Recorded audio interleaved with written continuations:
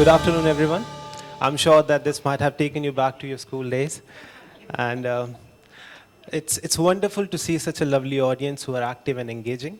And I would like you to give a huge round of applause to our panelists. And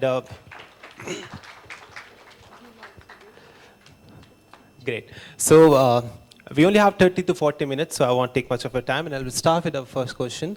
Mr. Sandhu, I would like to know from you first. NAP 2020 made very ambitious promises, right? And but I still feel that passive learning still persists in some of the classrooms. In the recent development that I was going through in Assam, actually, in a vice chancellor meet, the governor said that 20% of the courses would now be taught outside of the classroom as a project. My question to you is, why does passive learning still exist in some of the classrooms, and what can be done to tackle this challenge? I know we've all braved rough weather and roads full of cars, flooded. That's what the GPS was telling me all the time, that the road is flooded, so be careful. Well, I come from Nainital, and we are more used to seeing the hills. But yes, here, all the panelists have come, flight delays, being here. So this is the passion which we share. And coming back to your question, Katoch, you see, every teacher who's teaching now in the present situation has an imprint in his mind. And I've attended many workshops, I've conducted workshops, and I've always said that please do not follow that teacher who taught you. You know, that teacher who taught you about 25 years back, and you are copying that teacher. You have moved in your career for about 10, 15 years. So the pedagogy which you have taken is about 40 years, 50 years old. And we are stuck to that. And in the present scenario, you see, earlier, there was a different relationship between the taught and the teacher. The teacher was the sole center of information. In my case, when I went to school, my teacher gave me all the information. So I took the information from him. I could only read the textbooks or go to the library. That was cumbersome. But today, before you go to attend the lesson, or before you even start a class, the student clicks a button and to him everything is available. So the source of knowledge, the source of awareness is multiple now. But the teacher is still stuck to that imprint. So that has to be broken. So that is the reason we have the passive learning. Because many of us, the teachers, they still come and they would like to open the textbook, read out the lesson, and then immediately jump to the questions at the back of the lesson. We might have all these panel discussions, but when it comes to the classroom teaching, this is where majority of our fraternity falls.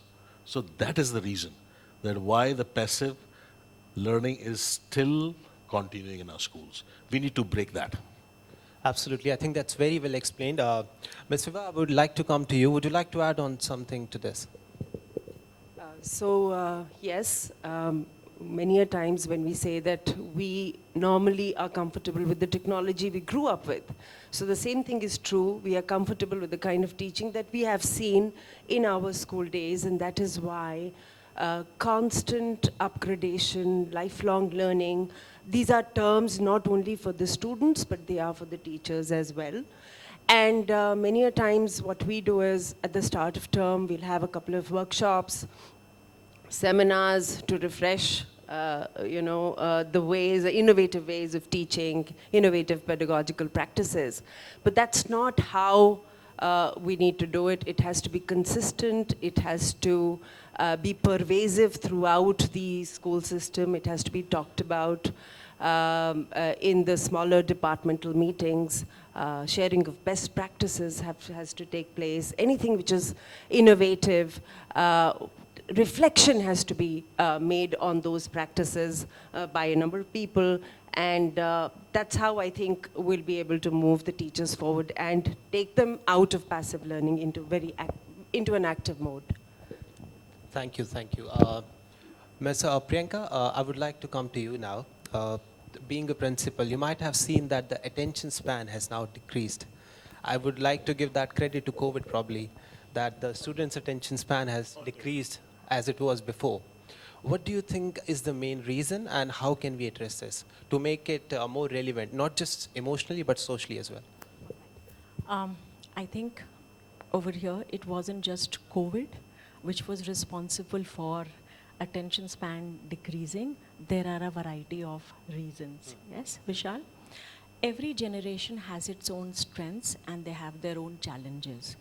When we look at what's happening in classrooms, first and foremost, we have to recognize the importance of understanding the learner. Very little thought is given because of reasons which might be of numbers in the class or lack of resources, but at the end of the day, we are a nation which taught under the trees and we had Arjun-like students there, yes? Because the teacher first found out what was the strength.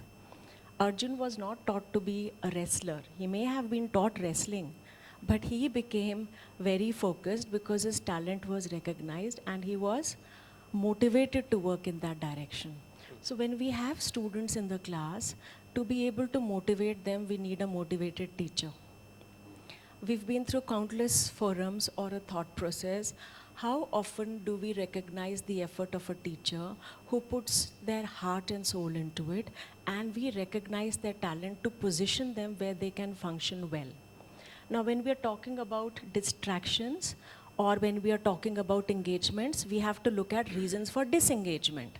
When we have narratives made by some of the most powerful storytellers, you'll be amazed the animes which come from Japan and which are a hot favorite, and I'm trying to understand because the generation in my classrooms aligns with it, have some of the most powerful storytellers paid very high, backed by very high technology, strong editing. So in that 10-second of reel, they can tell a story and my teacher is competing with that power to take engagement and to focus students on topics like calculus and your mechanics or accounting, etc.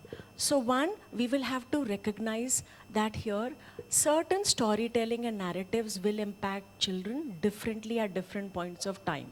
Now, how do we bring them back into the class? While we were growing up, we wrote essays on how television can be extremely damaging. Later on, it changed to mobiles. Later on, it's now come to our social media. Every age will have something. Immersive technologies will come in. So that will also be there. So one, we have to hold on to certain universal values of belonging in the present, respecting what a family does, what a parent does, and then certain things like when we are talking about yoga or breathing, these have to be ingrained into the DNA of not just the student, the teacher, but the parent and community as a whole. Second, practices like reading, but not just on digital devices. Sangeeta ma'am spoke about it. Readers always tend to think differently because they look at anything with a different perspective. It is a divergent thought process which has always made our community very strong because one size does not fit everybody. And we have in the Indian education system tried to make one size fit everybody time and again. And that is where the fault lies. Every school is a community in itself. So has a community which is in Nainital, legacy school. Ma'am is leading a legacy school again. Sir is from, again, Dehradun out there. Everywhere there are generations where they will have a home, they will bring a sense of value out there. But every year we have to look into the class and the learner and map the teacher and the curriculum accordingly. That kind of homework has to come in with trainings for principals, training for department heads, very, very strong guidance and counseling departments, and parents being onboarded that this is what we are doing because this is the reason why it will be impacting learning.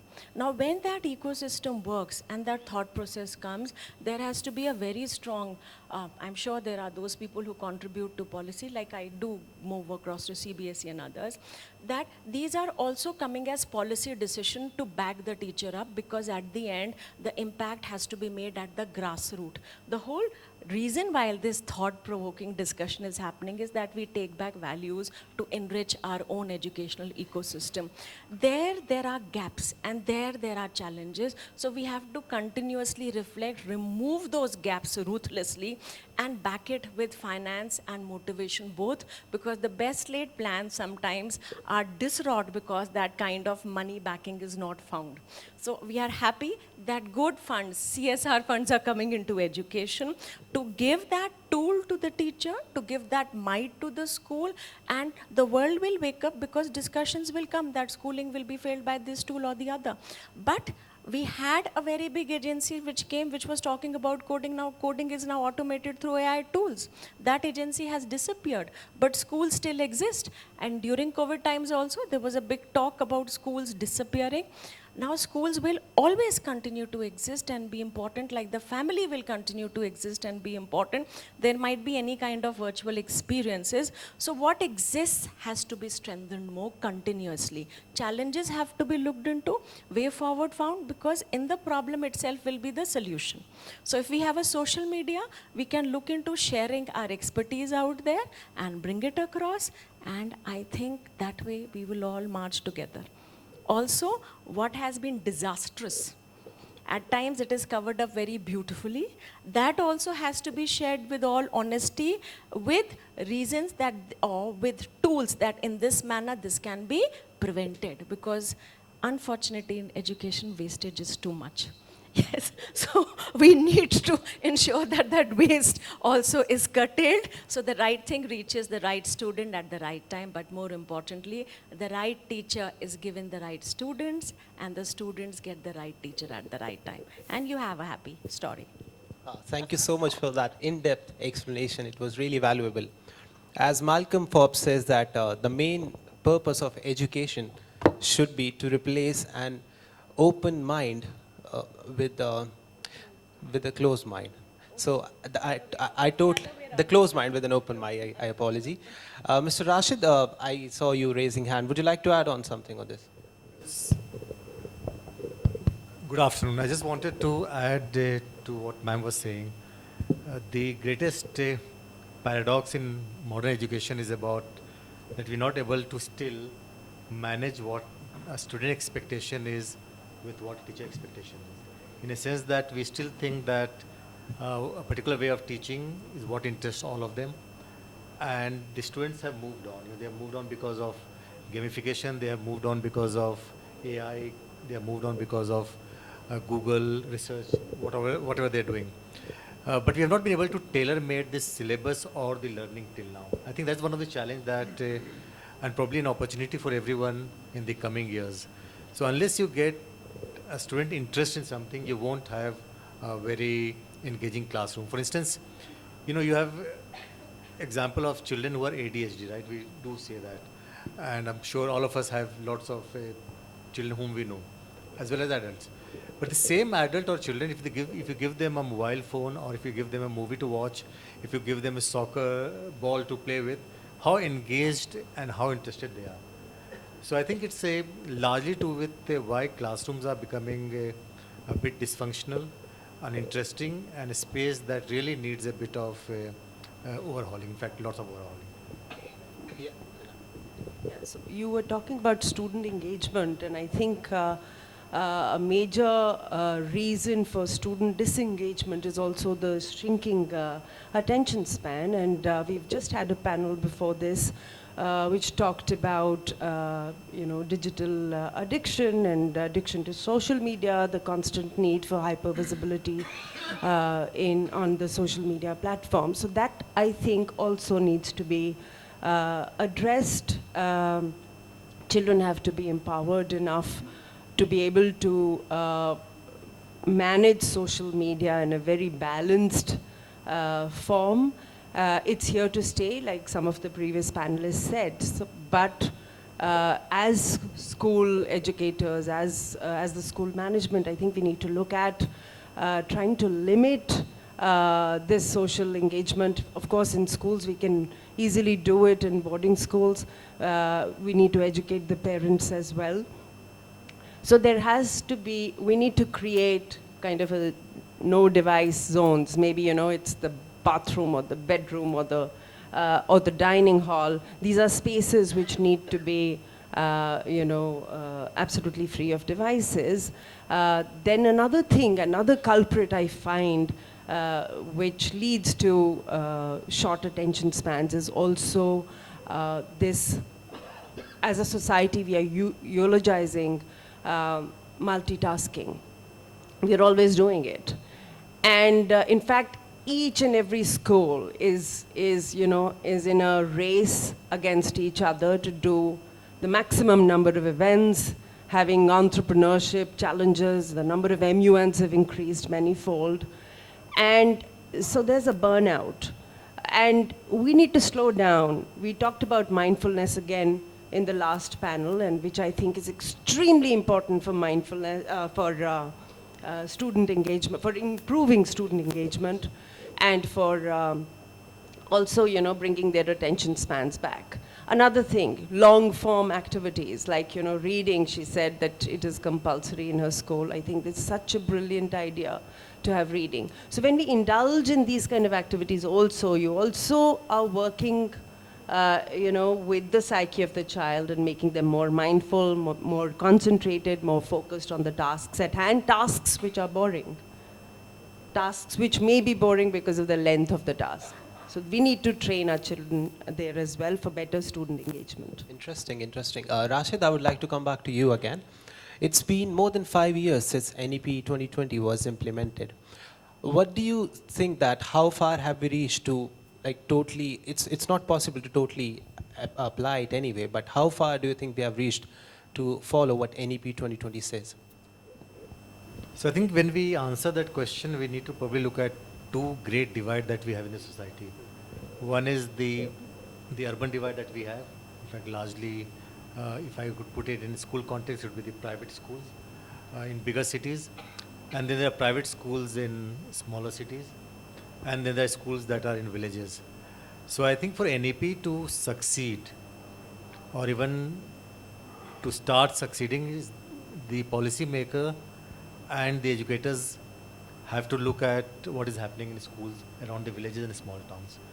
Because whether we like it or not, we are privileged lot in terms of the school we lead, and some of the children who are sitting here, the school they go to. But largely, our population still, they live in small cities and villages. So NEP talks about skill-based education, it talks about formative assessment, it talks about teachers training. But if you look at all that in a nutshell, you cannot develop all those because largely we don't have the resources. I mean, you have schools, even in Uttarakhand, I was reading the other day, I think the government is planning to shut down about 1,500 schools because A, the enrollment is so less, and B, there are no teachers. So if you don't have enough educators, forget about what educators can do in the classroom. To begin with, you need to have educators in the classroom. So that's your biggest challenge in some of the rural areas that we have. And then you have the challenge of training those educators.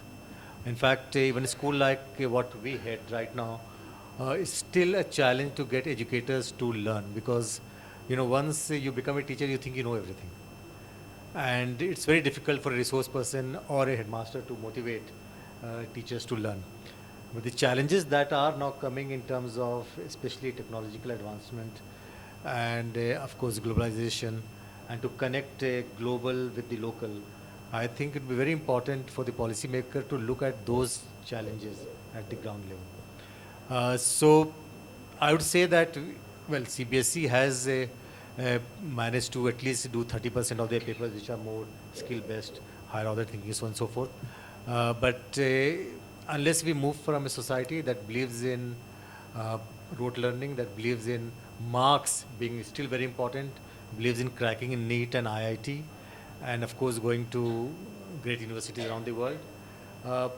And then instead of focusing on, well, skill learning or working with each other, or working with the immediate communities, understanding what the local issues are, we are not going to reach anywhere. I mean, we do have, in a sense that by 2030, in many ways, some of those things have to be attained. But unless we have private-public partnership where the funds can come, especially to the rural areas, and huge amount of funds to be given to teacher training, I think that is the key. Whether we like it or not, AI, AR, VR, all those will happen, and it will change. But ultimately, the great divide will always have a say who has the access to those resources and who will benefit from it. Absolutely. Since you mentioned about AI, my next question is from you, Mr. Sandhu. India is a developing nation, right? We all know that. We have tier 1 cities where people have access to the great technology. We all are economically sound. So AI and technology helps us some way better if we compare from tier 2 or tier 3 cities, where some students from a poor social economic background might not have access to those technologies. So my question is, do you think where we all embrace AI technology and it helps us in so many ways, but sometimes, especially for the students living in tier 2, tier 3 cities or poor social economic background, it widens the gap? You see, in India, we have two classes, the privileged and the non. And those who are privileged have access to all the technology which is moving on at a very fast pace. AI is something which has come in and it will stay, it's there. I remember the first time the computers came in. We never studied computers in school. And when we had graduated from the school, there were those, institutions mushrooming where we could go and for 60 rupees opt in and register yourself in a computer course. And the people thought that, what is computer? Computer is going to be another typewriter. So we don't need to learn computer. It's an advanced typewriter. You type it and it stores the information and then it can print on its own. So that was the take of the majority. And today we are doing the same thing with the AI. We think AI is for some big Microsoft company which is going to write programs and which is going to do, all the stuff which the computer does for us. But it has come there to stay. And what is happening is that our teachers, our students, they are falling in this trap. And they are getting their work done from the AI. So what we are doing is we are shutting off the minds of the taught. We are totally shutting the minds of the teachers. The moment there is a lesson to be taught, many teachers, the first thing they resort is AI. Even the people who conduct workshops, the people who come to train teachers, they are falling back on AI and the AI teaches them. You see, before these phones came in, we would remember about 50 phone numbers of our near and dear ones. I'm sure many of you would, agree with that. And today, you don't know your own second number. If you're having two phone numbers, you will probably type and look for the other. So what is happening is we are shutting down our brains to be smarter. With the AI coming in, this is a big threat to the schools. Big threat. You see, the applications we were taught to write in the classrooms, even today the boards, they assess us for that application, enunciations, punctuation. Is there a need? Today there's no need. How many of you have written an application? If you look back about few months or even years back, there is nobody writing an application, but we are still teaching. Then it comes to your cursive handwriting, your spellings. In the console, we do have a big cutoff for the spelling mistakes. The syntax is breaking. The art of writing a sentence is breaking, and we schools are still on it, and the AI is knocking at our doors. It's very much inside. It's no longer even outside the classrooms. And that has come to train our minds and to dictate our minds what to think, what to do, what to write. So we have to see that how we can imbibe this. I remember in Australia, they have had this law passed that the students will not have access to the social media. You see, Australians are known for the ostrich syndrome. You cannot, in today's world, you cannot, we are not going to prepare citizens of tomorrow living in a bubble. If you think that we are going to keep them away, you are mistaken. They cannot live, they have to finally come to the society, and today's society is totally different. The needs have gone from A to what level, I don't know. So we need to revamp the whole system. What we really need to teach. How much, see, now in Norway, they have banned all the social screens. And if you see the system of the Northern Europe, I was associated with them, and there you see they do not have an exam to be conducted before grade 7. That's 10 plus, 12 plus age group. You didn't have an exam. You learned one language. You learned how to read that language, how to have your thoughts presented across the board in that language. You learned simple mathematics. And what kind of mathematics you are expected to learn? You were trained, you were coached, you were mentored that you will solve a mathematical problem involving one simple step. Two complex steps when you came to the next grade. And now there's no end. We are teaching, I don't know what math to a grade 5, grade 6 student. So we need to be very careful. We need to be very sorted, in fact. What is to be taught? And AI has to be embraced. How are we going to use this tool? Is again, we teachers are the best. We have taught Arjuna and we have taught Eklavya. हम श्रापित कौम है, हमने अंगूठा खा रखा ना उसका एकलव्य का. तो जितने तुम्हें श्राप मिलते हैं, be thankful. So we have to see how we tame this AI. That's a challenge. Great. That's very, very well explained. Ms. Priyanka, do you want to add on something? I saw you. When there is development, there is a cost to be paid for any development. You make a large scale township. Trees are cut down, but trees can always be planted in areas where they were not there. That's what the government is doing. Similarly, when we have tools like AI coming, we will have to embrace them for how it can help cut the clutter. At the same point of time, the checks and balances have to be very strongly enforced, that this can be done and this can't be done. Now, this checks and balances can't just be a legal paper or a law passed, but it has to be implemented through and through. Secondly, when Gautam Buddha said, Madhyam Marg will always work. We can't be in extremes. There were parts where certain organizations said that books are absolutely redundant. You have countries now which are ordering by a government mandate that books have to be given to children because we've lost out on a generation's learning. So when we talk about making changes, that transition management has to be very well worked out. Keeping a mind to the future, learning from our past and being strongly rooted in the present. Yes?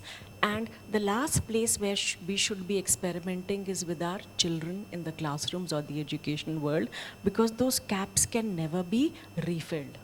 So wherever it is a tool to equip us, fine, but man and the mind of the man must always remain the master over the technology, not the technology gaining a mastery over us. That is where it has to be very, very strongly. As policymakers, as implementers and users, we have to take care. If that is there, we are going to have a happy marriage. Otherwise, the state of families will disintegrate. So we have to use everything with a caution out there. Yes? Definitely. Which brings me to the last question of this panel. And I will love each one of you to answer that very briefly. Starting with you, Mr. Rashid. The question is going to be same for everyone, by the way. So how does an ideal classroom look like to you in the next decade? Is it like a AI-driven classroom or a blend of Gurukul and AI? How does it look like to you? I don't think there can be an ideal classroom at any time. There will always be disparities, there will always be gaps. But I do look at maybe in the decades to come, a classroom which is flexible, largely. I have a feeling that most of the walls are going to disappear physically as well. The classes are probably going to be also on hybrid mode more, not just within the classroom. The students will have greater flexibility to pick up what they want to learn.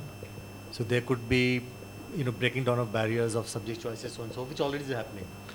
But I also think that there will be greater emphasis on sustainable living in terms of teaching those values to our boys and girls. AI and of course gamification and VR and AR will continue to grow.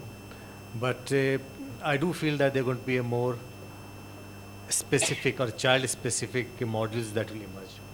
And the entire assessment will obviously have to go through a change because of all that. So there are, in the Indian context, I feel there are three things that I would like to see emerge in a classroom.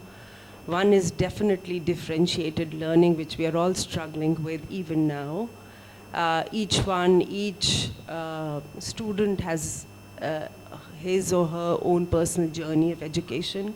And I'm hoping that AI would be able to we would be able to use it as a tool for differentiated learning. But yes, something which allows children to learn at their own pace. I don't know how it is, we don't have the solutions, but I'm hoping that some solutions will emerge. Secondly, I also would like the classroom, I would like a classroom where students are owners of their, they take forward, they're self-motivated when it comes to learning.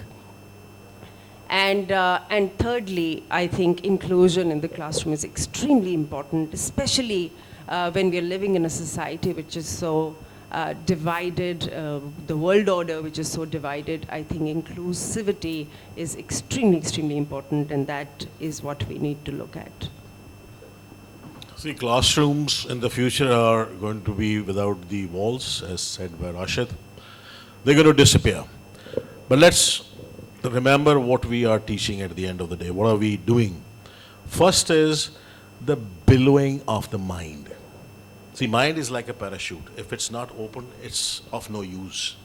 So how we are going to ensure that the minds are open, the Chetna is, assessed and realized. Then we have to teach the civic sense to a kid. How he's going to exist in a society. What is the mannerism? What is the rules and regulation he or she has to follow so that he can be a part or she can be part of the society? Then we need to teach them managerial skills. That's very important. You see, we have house systems. And we teach team building. Gone are the days of the star performers. Singular performers are gone. Now we are pluralistic societies. You have to be a part of the chain. Team building has to be taught. Managerial skills have to be instilled. How we are going to do it? That classroom has to keep that in mind. Then the goal, that what we have come here for. We have been on this earth. God has blessed us with a beautiful life. But what are we doing to achieve the end point or the goal of this life? That has to be instilled again. That he has to be brought to that spirituality awareness. That's again the role of that future classroom which will be doing. So this is what I think. And I'm very happy that what we do here is a fine example of my school sitting here, Mera Bacha, Aditya Malik. Since you've just graduated from us for about how many years? 10 years. 10 years. So here's this boy, confident, knowing what to do, what to go and seek for.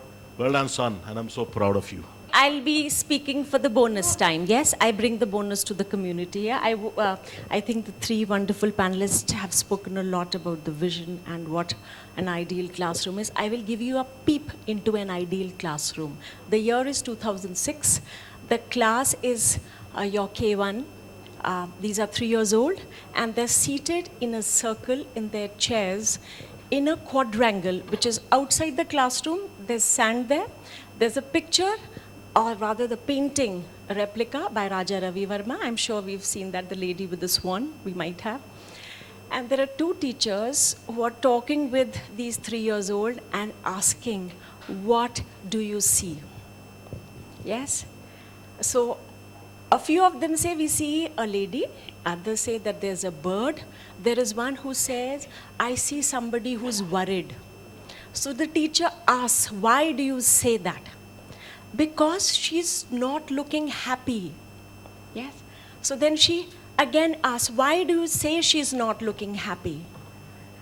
So the other pitches in to say, because the bird is there and the bird is not flying in the sky. The birds are meant to fly in the sky. Why is the bird there with the lady? Yes? The class was on quest with questions for understanding, exploring, seeing and thinking. And this was being done with, I asked the audience, what was the age of the children? 3 years. There was language that was happening. There was conversations which were happening, which were meaningful conversations. And there were children who were participating and thinking. And where you have a thinking class, you have an ideal class. The class was beyond the four walls of the classroom, where the temperatures were very soon going to touch 40 degrees centigrade, because Ahmedabad 2006 was really hot. A lot of problems had come over, chikungunya and whatnot included. Yet what those two teachers mastered with those 3 years old was formidable. I was in Oxford this June. I don't think Oxford also matched what was achieved with those children. That's not all. The discussions continued, and then two students digressed. So the teachers immediately asked, why are you not participating?